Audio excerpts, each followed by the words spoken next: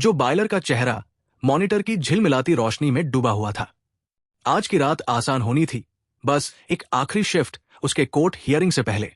बस एक और रात इमरजेंसी कॉल्स उठाने की परवाह करने का नाटक करने की और चुपचाप काम खत्म करने की। कल उसे गवाही देनी थी और शायद, बस शायद वह अपने बिखरे हुए जीवन को फिर से जोड़ने की कोशिश कर सकता था। फोन बजा। 911। What is your emergency? जो ने जवाब दिया। उसकी आवाज सपाट और रटेरटाई थी। कुछ पलों तक सिर्फ सन्नाटा था। फिर एक आवाज आई, कमजोर डर से कांपती हुई। हाय स्वीटी। जो की भौहें सिकुड़ गई। मैम, क्या आप खतरे में हैं? क्या तुम मम्मी के लिए एक अच्छी बच्ची बनोगी? आवाज कांच की तरह नाजुक थी। जो एकदम सतर्क हो गया। वो किसी बच्चे से बात नहीं कर रही थी, वो जो से बात कर रही थी। जो आगे झुका, उसका एड्रेनालिन बढ़ने लगा। क्या आप किसी के साथ हैं? क्या आप मुझे अपना नाम बता सकती हैं? एमिली। वो फुसफुसाई, आवाज टूट रही थी। पीछे से एक आदमी की भारी खुरदुरी आवाज सुनाई दी। जो की पकड़ फोन पर कस गई। वो गाड़ी में थी। जो को सड़क पर टायरों की आवाज सुनाई दे रही थी, दूसरी गाड़ियों के गुजरने की हल्की सरसराहट। एमिली को किडनैप कर लिया गया था। जो का दिल तेजी से धड़कने लगा। वो तेजी से स्थिति को समझने की कोशिश करने लगा। एमिली एक सफेद वैन में थी, जो फ्रीवे पर नॉर्थ की ओर जा रही थी।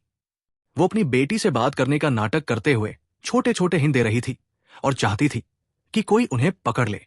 और जो ने वो सब पकड़ लिया। उसने पेट्रोल ऑफिसर्स को आदेश दिए। उसकी आवाज तेज थी। उसने तेजी से कीबोर्ड पर टाइप करना शुरू किया। एमिली का पता, उसका अतीत और उसका अलग हुआ पति हेनरी फिशर। हेनरी का आपराधिक रिकॉर्ड था। डोमेस्टिक वायलेंस, असॉल्ट, एक दरिंदा। ये एहसास जो की नसों में आग की तरह दौड़ गया। वो हेनरी जैसे लोगों को जानता था। ऐसे लोग जो अपने परिवारों को तोड़ देते हैं और कभी पीछे मुड़कर नहीं देखते।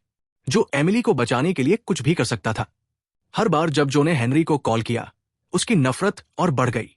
हेनरी बहुत शांत, बहुत नियंत्रित लग रहा था। कह रहा था कि वो सिर्फ एमिली की मदद कर रहा है, लेकिन जो बेवकूफ नहीं था।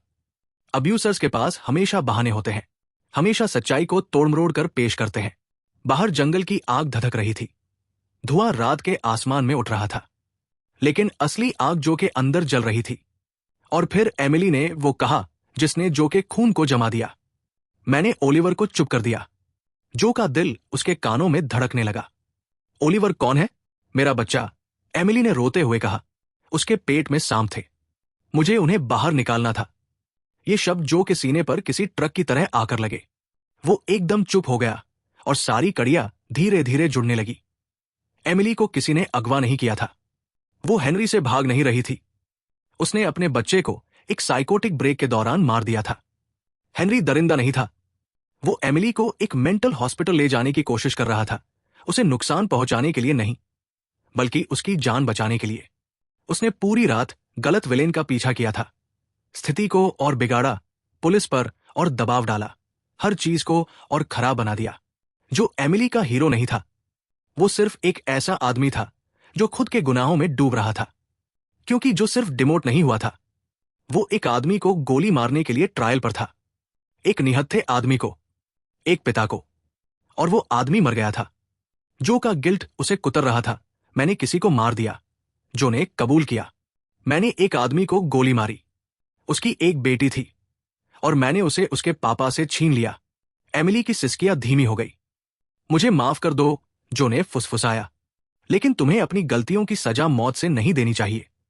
मैं वादा करता हूं, तुम्हें नहीं। और जब जो ने फोन रखा, उसने अपने पार्टनर को कॉल किया। उसने कहा, मैं सच बताने जा रहा हूं। कल कोर्ट में तुम भी सच बोलना। पहली बार जो बायलर अपने गुनाहों का सामना करने के लिए तैयार था। वो एमिली को उसके अतीत से नहीं बचा सका, लेकिन शायद, बस शायद, वो खुद को बचा सके। अगर वीडियो पसंद आया तो लाइक और सब्सक्राइब करना न भूलें। अगली वीडियो में फिर मिलेंगे एक और मूवी रिव्यू के साथ।